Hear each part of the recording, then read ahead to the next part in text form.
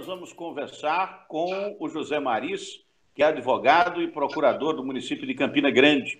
O tema são as eleições municipais, que foram adiadas pelo Congresso Nacional, depois de uma votação no Senado, algum impasse na Câmara dos Deputados, mas aí os deputados, que tentaram, inclusive, deixar como estava, resolveram adiar as eleições para novembro. Então, não vai ser em outubro, vai ser no dia 15 de novembro. Vários prazos eleitorais também foram alterados. E para falar sobre isso, um especialista em direito eleitoral, o José Maris. Doutor Maris, tudo bem com o senhor? Como é que está na pandemia? Muito bom dia. Bom dia, Arquimedes. Grande abraço a todos vocês. Estou bem, graças a Deus. Eu estou passando distante dessa pandemia, graças a Deus, pela boa saúde que Deus tem nos concedido, mas, ao mesmo tempo, fazendo o que a Organização Mundial da Saúde recomenda, juntamente com outros órgãos que tratam do processo pandêmico, o famoso isolamento social. Mas o isolamento social, para mim, não reclama um simples fato de isolamento de trabalho. Pelo contrário, esse trabalho aumentou e aumentou muito, né?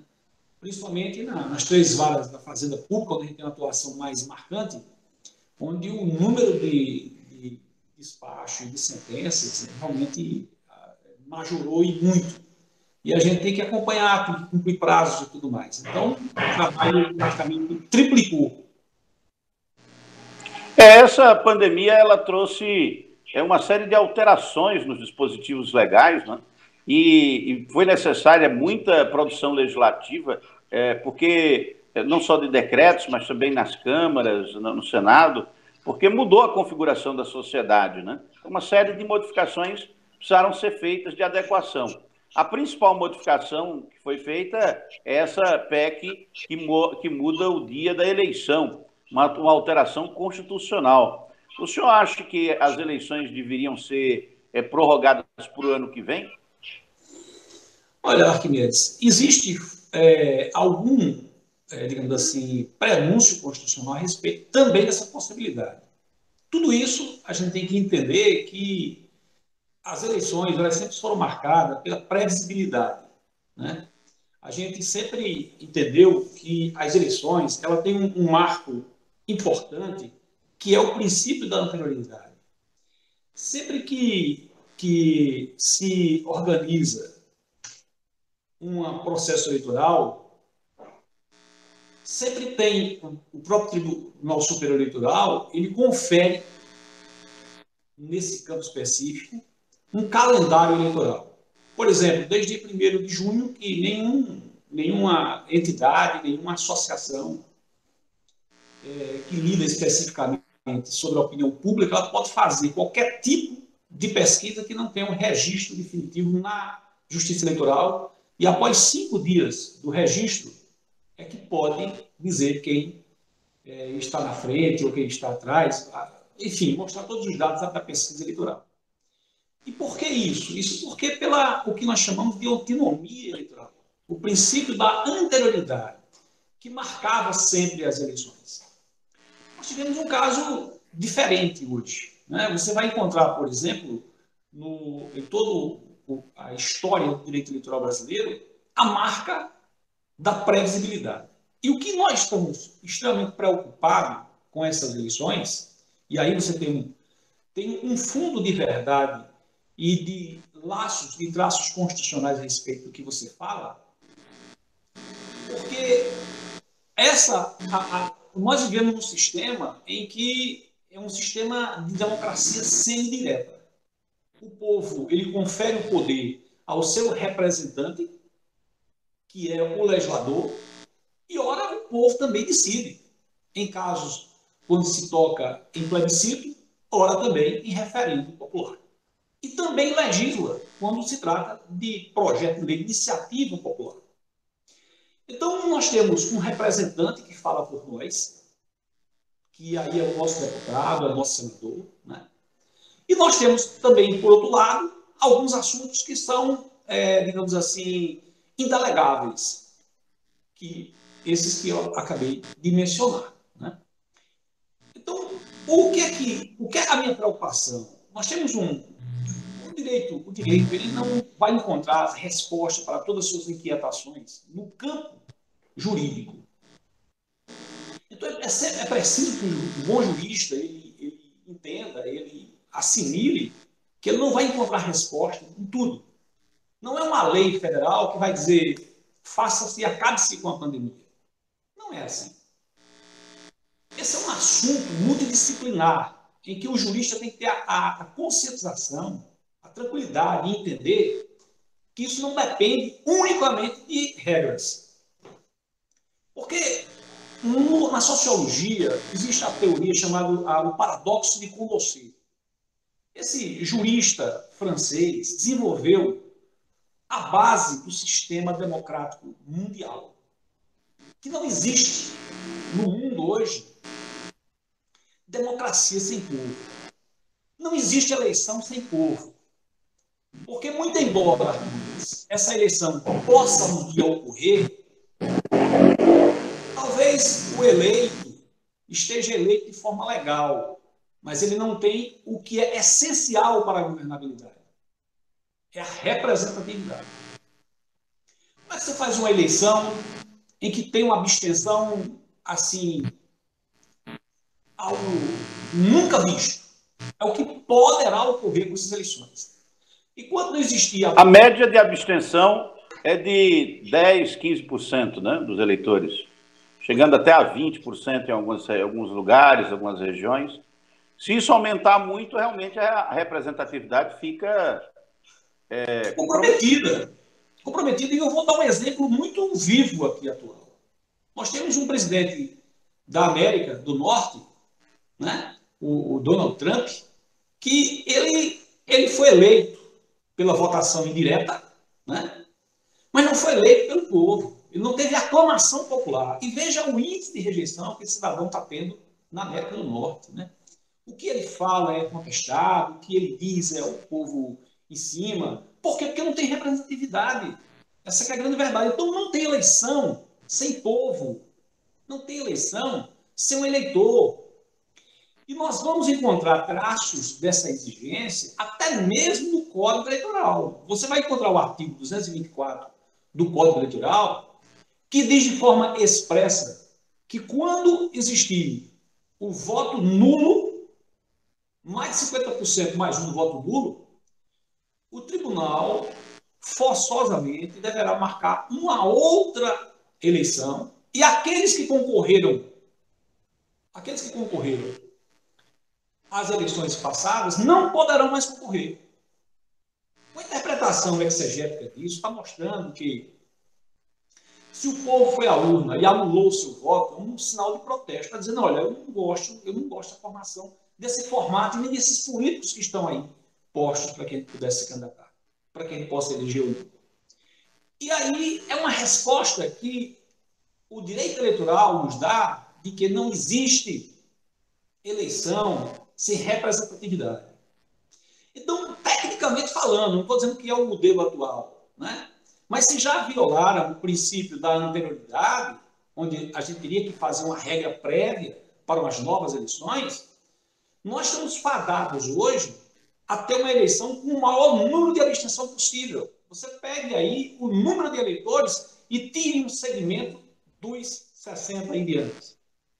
Você tire grande parte disso das pessoas que abaixo de 60, mas que têm comorbidade como doenças crônicas, né? Hipertensão, diabetes e tudo mais. Então, a justificativa para o voto obrigatório nesse ponto, eu até acho que o voto deva ser realmente obrigatório, porque a obrigatoriedade não está em você ir compulsoriamente à urna, mas está em você, no dever que você tem de votar, de participar dessa democracia. E que você é responsável direto pelo destino da nação. Nesse ponto é que eu acho que é o que é mais importante na coercitibilidade dessa votação. Mas o que eu me refiro é que uma grande parte do eleitorado brasileiro poderá invocar a sua comorbidade, poderá invocar um problema de saúde, ou até mesmo uma fobia. Olha, eu tenho medo de ir para a sessão eleitoral e me contaminar. Eu tenho uma fobia disso. Então eu não vou. E é um argumento, do ponto de vista técnico, médico, que esse é o ponto, irrefutável. Qual o juiz que iria aplicar uma multa num cidadão que está com receio de se contaminar? Que, por sinal, é a orientação da Organização Mundial da Saúde, é a orientação do Ministério da Saúde, enfim, de todo o conjunto, toda a organização médica dos estados, dos municípios e do Brasil. Então, esse eu acho que é o grande problema. Nós vamos ter hoje uma eleição, estamos preocupados não com a realização das eleições, não com o fundão, muita gente está querendo meter a mão, mas eu estou preocupado com o número de abstenção e a da representatividade. Você me perguntar se existiu eleições, mandatos tampões aí, né? Eu digo que sim, já existiu no Brasil isso. É possível que os nossos representantes votem por nós sobre esse ponto específico? Excepcionalmente sim, é possível. Tem traço. Agora, é algo que é antipático de falar? É. Mas tem fundamento constitucional. Eu não quero nem defender isso, porque alguém vai dizer, Maria, você está querendo porque o prefeito atual está num posto, num cargo de confiança e tal. Não, não é isso. Estou dizendo que tem traços. E eu digo mais, que Deus permita que eu queime muito bem a minha língua. Mas se não ocorrer a bala de prata, ou seja, a vacina que atire, que acerte o coronavírus, é possível que um fenômeno, é possível que um fenômeno desse ocorra no Brasil. Então nós vamos ter uma eleição legal, mas com pouca representatividade. E isso é ruim para a instituição. Isso é um desmonte do Estado democrático, Arquimedes. Porque a partir do instante em que você é gestor público, a partir do instante em que você é um executivo, você está adotando medidas populistas e medidas antipáticas. E isso, aquele que não votou em você, aquele que não se sente representado por você, vai, com certeza, usar das suas panelas, das suas pegadinhas em aeroporto, chamar você disso, daquilo outro, vai ver quase todo dia nas redes sociais. Então, qual seria aí uma saída para isso? Tecnicamente, estou falando tecnicamente, claro que isso nem passa na cabeça dos parlamentares, até porque a PEC foi aprovada ontem, né, em 2 turnos, se eu não me engano, na Câmara dos Deputados, e agora vai chegar a união das 2 casas para fazer a promulgação. Né?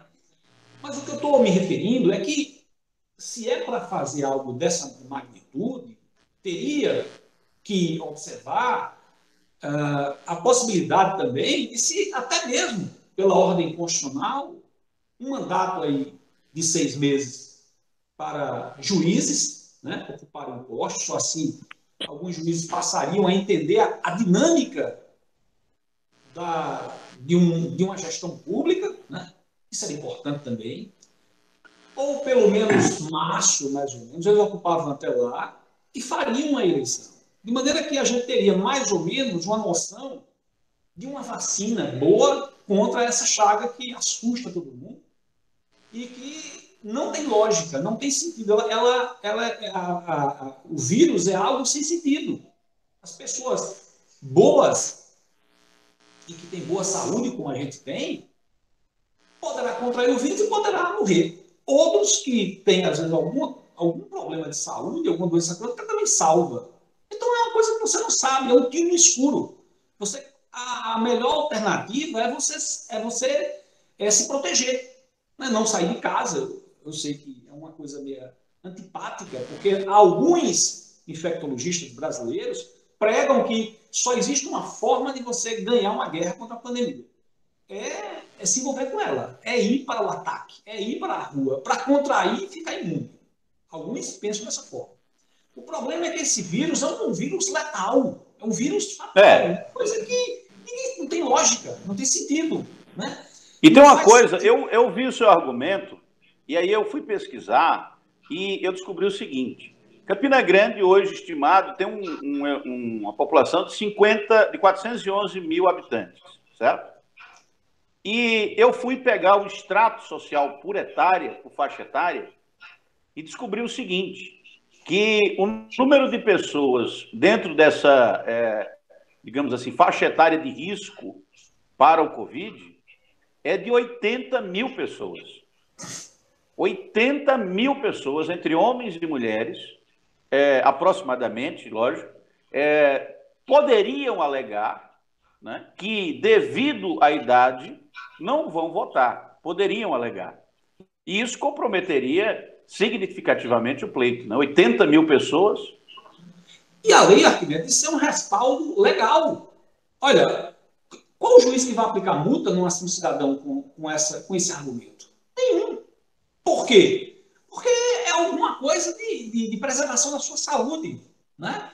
A gente, no direito constitucional, afirma que não existe hierarquia entre princípios constitucionais. Ou seja, o direito à vida pode, às vezes, ser relativizado em determinados pontos. Né? Se eu perguntar aqui a você, o que é que você acha, o que é que deve prevalecer? O direito à vida ou o direito à religião? Você vai dizer a vida, obviamente, né? Mas a gente viu já decisões do Supremo Tribunal Federal em que existia a relativização também desse direito à vida. Em relação à religião, nós temos os casos famosos testemunhos de Jeová que não aceitam a transfusão de sangue. Então eles preferem, eles se arriscam com a religião, com os seus credos, a se submeter a uma situação dessa magnitude, de receber a transfusão.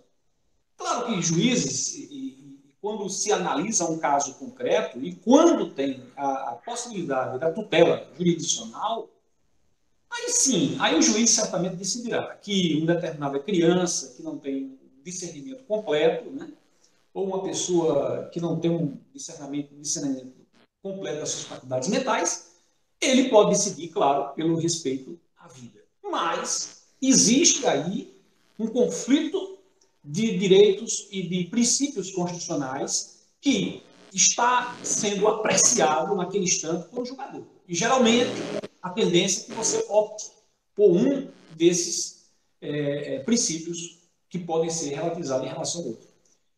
Ontem também se aprovou a questão da questão do próprio da fake news, né? Onde você vai encontrar aqueles que estão preocupados com isso, né? E aqueles que não estão preocupados porque fazem, como você faz, um jornalismo ético, um jornalismo decente, né? Mas você vai encontrar pessoas que pensam, antes ainda de entrar no assunto da PEC de ontem, das eleições, mas você vai encontrar o princípio da liberdade de expressão. Nesse princípio, você vai encontrar o princípio do direito ao esquecimento, isso é uma outra coisa, e o princípio do direito à sua individualidade. Nós temos inúmeros outros princípios dentro de um só, que você vai dizer o que é que prevalece, a liberdade de expressão. Mas há quem diga que a liberdade de expressão não pode ser confundida com liberalidade para execração. São coisas diferentes. Eu dizer algo com uma pessoa é muito forte, porque muita gente, diz a psiquiatria, que muita gente tem preguiça de pensar e se acomoda apenas e tão somente em julgar. De fatos que ainda está por vir, está para acontecer.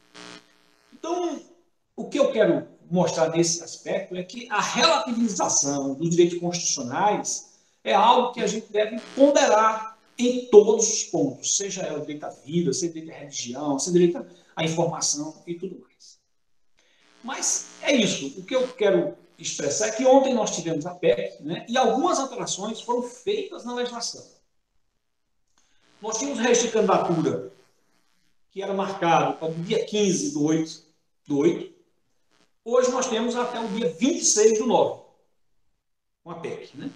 A convenção, nós tínhamos do dia 20 de julho a 5 de agosto, ela foi alterada para o dia 31 de agosto a 16 de setembro. Tivemos, por exemplo, a questão da propaganda eleitoral, do dia 26, começava nas TVs, rádio e internet. Hoje, nós passamos agora para o dia 26 de setembro, né? No Raio TV e tudo mais. Prestação de contas, que é uma fase mais na frente, nós temos até o 15 de dezembro, e dia 18, a diplomação. Isso é um esqueleto. E 26 de setembro, 26 de setembro é o prazo eleitoral final para o registro da candidatura. Exatamente. E para o registro da candidatura, né? Registrou a candidatura, ela pode ser registrada pelo próprio partido, que esse partido lê-se também coligação, né? Ou pode ser registrado individualmente. Olha, eu fui eleito, eu fui indicado pela convenção e eu quero me registrar. Bom, a partir do dia 26 de setembro, está liberado a propaganda na TV, rádio e também na internet. Né? Não sei como vai ser a fiscalização, porque isso é um enigma que perdura de muito tempo, a fiscalização pelas redes sociais, que é algo assim que não tem quase controle ainda, não temos controle. Mas aí nós temos, a partir de 18 de dezembro, nós temos um prazo a mais, 15 dias, para que nós possamos formular representações, ação de investigação judicial eleitoral, as próprias AIME, ação de impugnação do mandato eletivo, e por aí vai. Então, alterou muito, alterou o calendário, e alterou a tradição brasileira de previamente se fazer uma eleição com regras previamente estabelecidas, inclusive um ano antes das eleições. O que poderá ocorrer nesse processo? É que a gente ele tem um processo de restrição muito grande. Porque quem não for bem de saúde, quem não tem um problema de se expor, não vai ter dificuldade em se comunicar com a grande massa, com o seu eleitorado. Isso vai ser ruim. A gente vai ter uma eleição de pessoas que têm, somente pessoas que têm boa saúde. Né?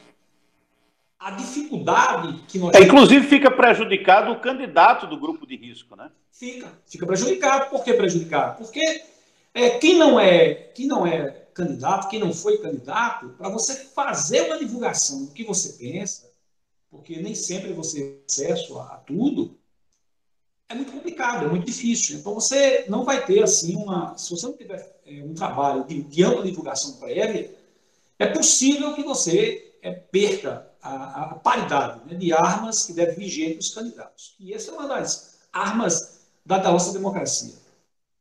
E tem outra coisa, né? Como é que faz campanha? Se o candidato não pode sair de casa em casa, se o eleitor não pode ir a eventos partidários e políticos, aí toda a campanha fica concentrada no rádio, na televisão, que tem tempos exíguos, tempos determinados, e na internet. E quem não tem acesso à internet vai escolher prefeito e escolher vereador pelo rádio e pela televisão. E nos municípios aonde não tem propaganda nem no rádio, nem na televisão, que são muitos, o eleitor só vai poder tomar conhecimento dos candidatos pela internet. Mas se ele não tiver internet, e aí nós vamos aí um grande contingente de eleitores que não possuem acesso à internet. Eu tenho um acesso muito precário, não vai gastar em ver propaganda eleitoral. Então nós temos um risco aí de eleitores de segunda classe, né? Eleitores que serão alijados do processo porque não têm acesso à rede mundial de computadores. Portanto, não terão acesso à propaganda eleitoral. Na verdade, o que eu entendo é que o Tribunal Superior Eleitoral ainda não assimilou que essa é uma matéria que não se resolve com bons juristas. Isso é uma matéria que se resolve com um bom sanitarista, alguém que entenda de pandemia, alguém que entenda efetivamente de processo pandêmico. Né? Isso é uma matéria que não é matéria jurídica. Isso o tribunal tem que assimilar.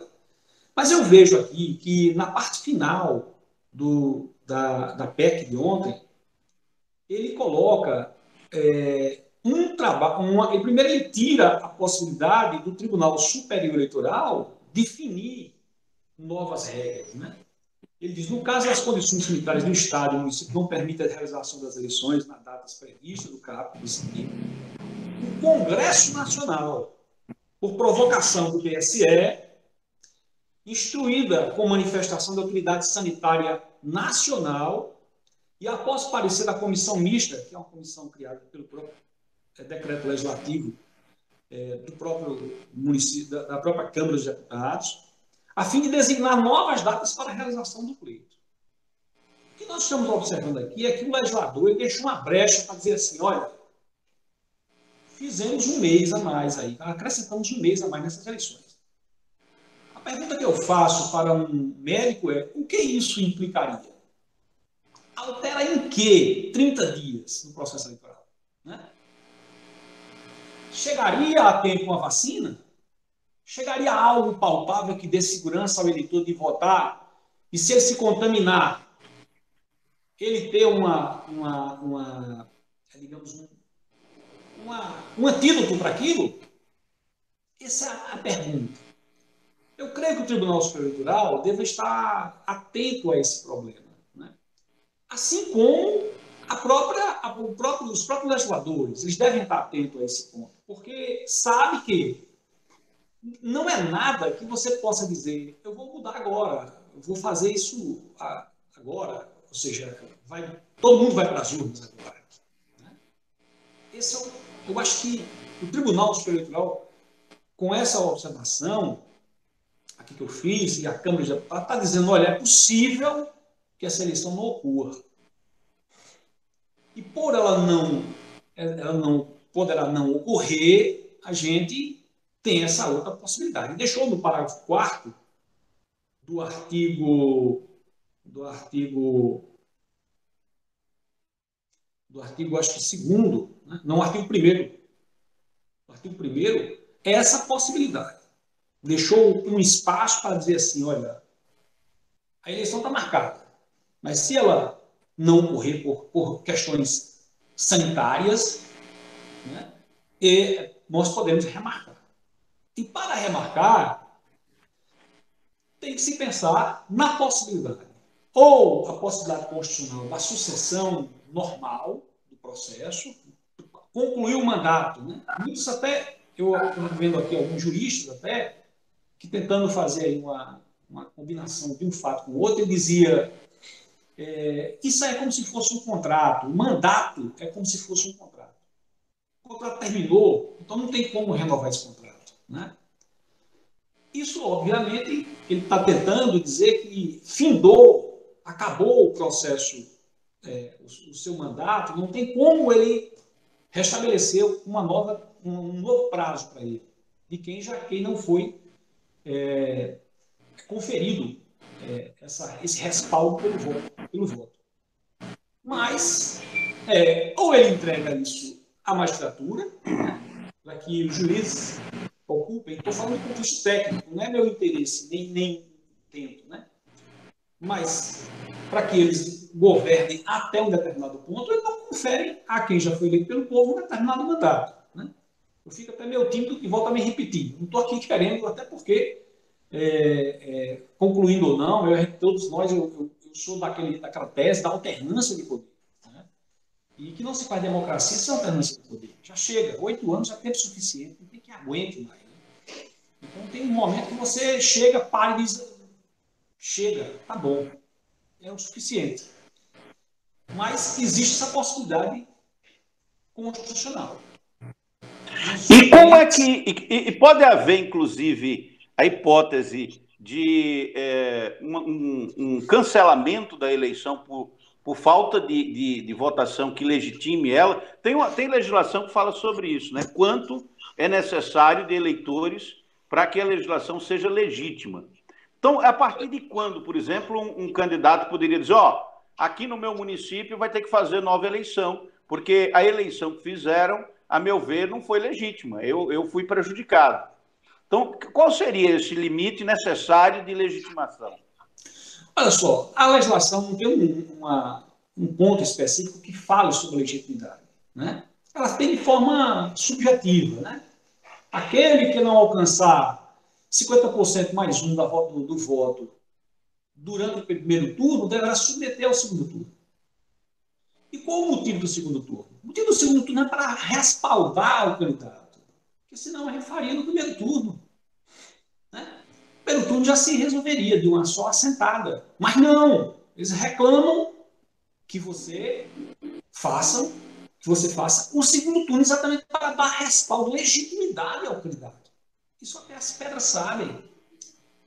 Então, o que eu estou notando é que eles estão tentando, de toda forma, salvar esse ano eleitoral por diversos argumentos e por diversas razões.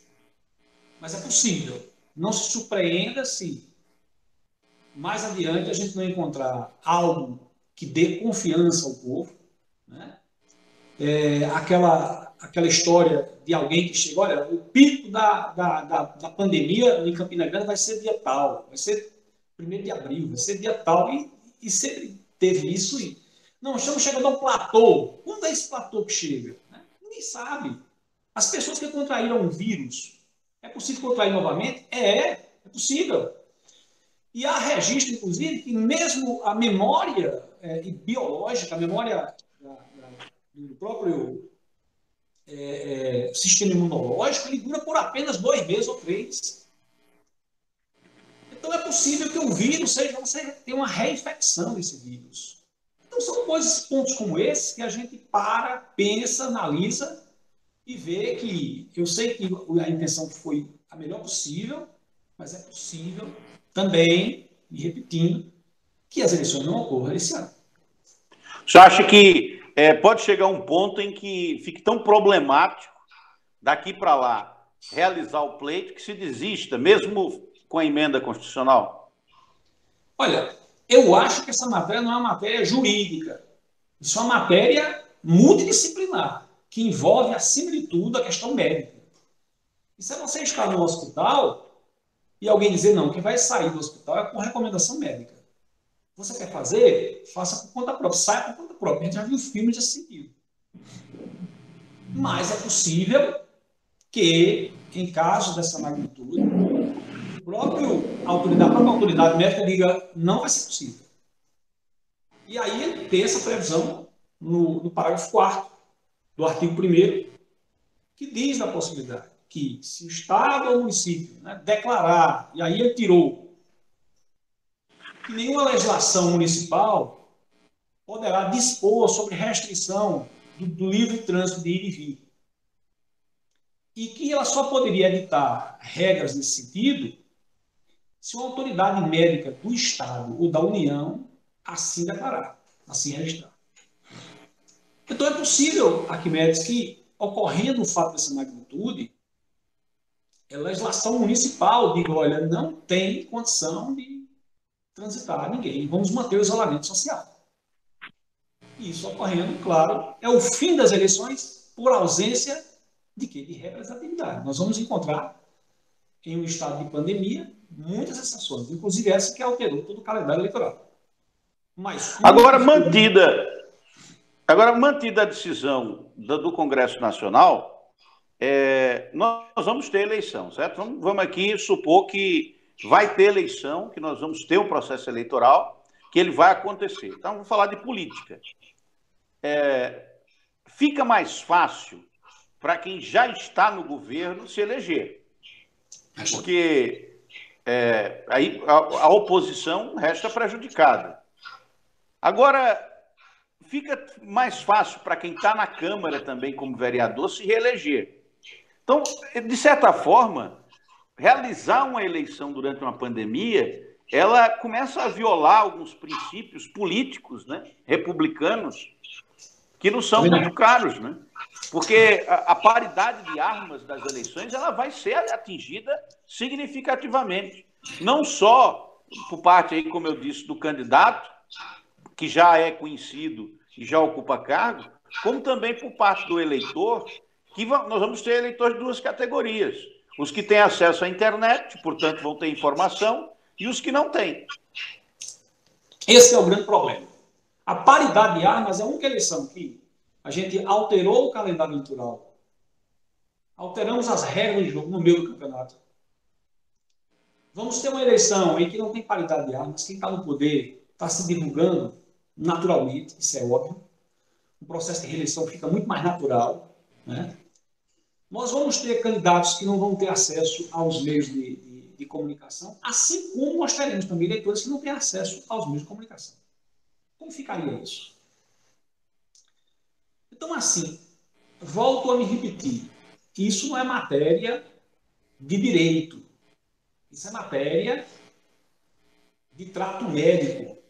E somente cientistas é que podem afirmar, com certeza, se essa eleição vai ser realizada ou não.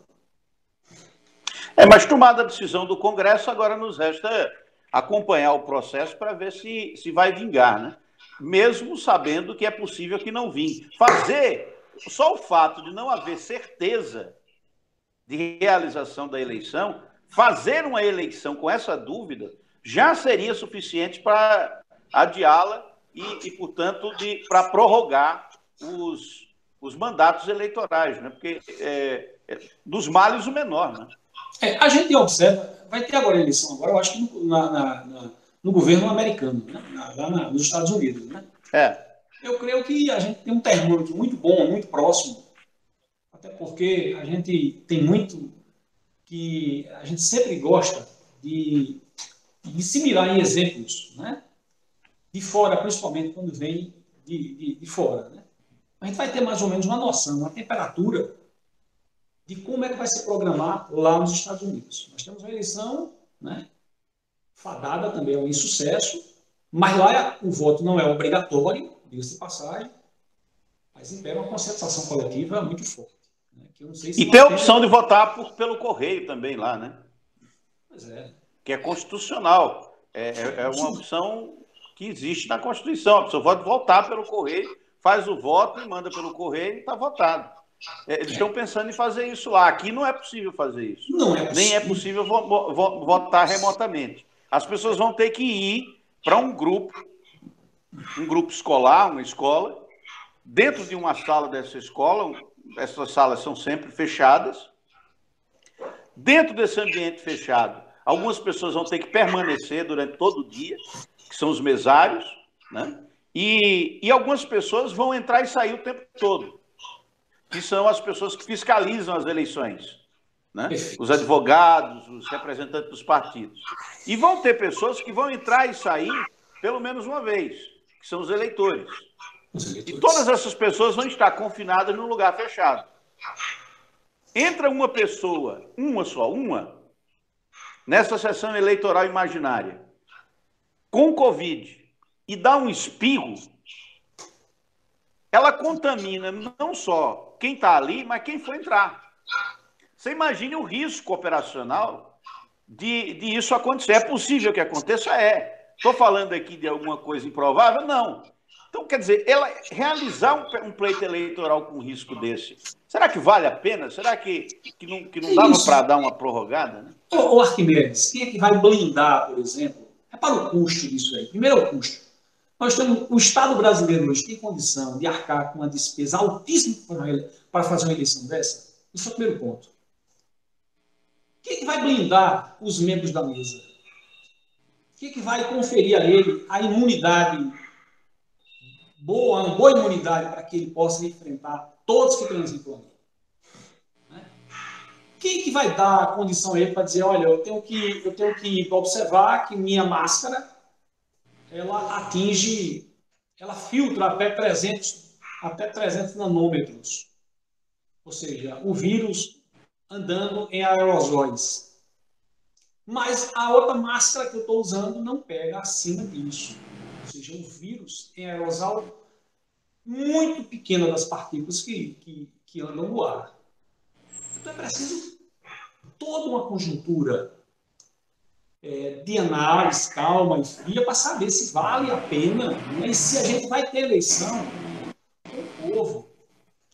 A junta apuradora, que é hoje praticamente uma coisa emblemática, né? Precisa até que você vá. Mas você forçar um mesário a participar de um processo eleitoral desse, dentro de uma situação dessa, quantos atestados médicos não vão ser editados? E quantas justificativas pelo não comparecimento de última hora? Então, são coisas como essa, Arquimedes, que a gente tem que pensar que não é assim, faça-se o sol se fez, e no sétimo dia descansou. Né? Não é assim. É algo para se pensar, para se estudar e entender que essa matéria não é uma matéria jurídica, isso é uma matéria multidisciplinar, que todas as entidades devem participar, principalmente a Junta Médica. Nós conversamos aí com o doutor Antônio Maris, falando sobre o adiamento das eleições, como ficou aí decidido pelo Congresso Nacional. O primeiro turno ocorre no dia 15 de novembro, o segundo turno, se houver, 29 de novembro. O prazo para desincompatibilização foi prorrogado até 11 de agosto, mas aí todo mundo já se desincompatibilizou mesmo. As convenções partidárias estão entre 31 de agosto e 16 de setembro, registro dos candidatos até o dia 26. Só um detalhe aí. O dispositivo ele fala de desincompatibilização. Ele não fala de afastamento. Isso tem implicação tecnológica para nós que estudamos direito eleitoral bem diferente. Então, se desincompatibiliza quem exerce um cargo em comissão, quem tem um contrato que ele pode ser exonerado ou o contrato rescindido nesse período. Dependendo do caso, e se esse contrato influi na relação dele com o povo. E o afastamento do cargo para a campanha eleitoral se deve mais aos exercentes de cargos de provimento efetivo, em que você se afasta da condição de servidor efetivo para concorrer ao pleito. Então, nesse caso específico, ele falou em desincompatibilização. Como é a desincompatibilização? Ele está dizendo que a desincompatibilização preclusa, ou seja, tardia, eu posso voltar a exercer o cargo e 3 meses antes, ou 4 meses antes das eleições, eu me afastar? Aí não, nesse caso não poderá mais. Se afastou antes, não poderá ingressar no cargo para usar o tempo e se afastar depois. Está proibido. Então são essas coisas que ele precisa ser estudado dentro do processo. Agora eu tenho uma dúvida, eu tenho uma última dúvida para tirar com o senhor. E no caso de apresentadores de programa de rádio e televisão, que se afastaram por causa da legislação eleitoral, como determinado hoje, eles podem voltar? Podem voltar. Por quê? Porque a relação aqui, do meu entender, isso é a interpretação restritiva da lei, é possível que algo que seja alterado, mas ele fala em afastamento, ele fala em desincompatibilização e não de afastamento. Então, aquele cidadão que apresenta o programa em rádio ou TV, ele poderá voltar, né? Dependendo do caso, ou 4 meses, ou 6 meses, né? Antes das eleições, né? Ele pode se afastar. Mas a desincompatibilização está vedada, mas o afastamento não. Para finalizar, sua posição final é de que melhor seria prorrogar os mandatos e realizar a eleição tudo junto, de uma vez só, uma eleição geral, né? De uma vez só em 2022. Essa é a sua melhor seria se nós mantivéssemos o calendário completo. Que não, a gente já alterou, se promulgue e que a gente faça nesse período. Esse é o ideal. Isso seria o ideal. A minha posição é que não pode se fechar um processo e nenhuma possibilidade jurídica, inclusive de conclusão do mandato e os juízes, assim como diz a Constituição, ocuparem a vaga, né, até uma nova eleição, ou então a prorrogação do mandato. Eu não estou propugnando por essas duas alternativas. Estou dizendo que existem essas possibilidades constitucionais. Mas o que a gente espera é que ocorram as eleições, que a famosa bala de prata chegue, acerte esse vírus na cabeça e que a gente possa fazer a nossa festa democrática, onde tenha tudo, menos a quebra da paridade de arma entre os candidatos, que todos tenham a oportunidade de expor seu programa e de se oferecer ao povo, que isso é um produto, né? É um produto que a gente deve vender. E o produto que se vende no material eleitoral é o político, né? Ou então que a gente tenha, acima de tudo, a participação popular. São dois elementos, são dois ingredientes essenciais para que exista uma eleição sem qualquer tipo de tropeço. Muito bem, conversamos aí com o doutor Maris, que gentilmente nos atendeu aí para gravar essa entrevista e trazer informações de utilidade pública, tanto para candidatos como para eleitores. Muito obrigado, doutor Maris, que é advogado e procurador do município de Campina Grande, um especialista em direito eleitoral, porque já passou por várias eleições, inclusive sendo candidato a presidente da OAB, né? Sim, Maris. Eu só não entrei no eleitoral, na política e não vou entrar nunca. Mas de classe já participei de várias. Tá bom, muito obrigado e até mais. Um abraço, prazer imenso.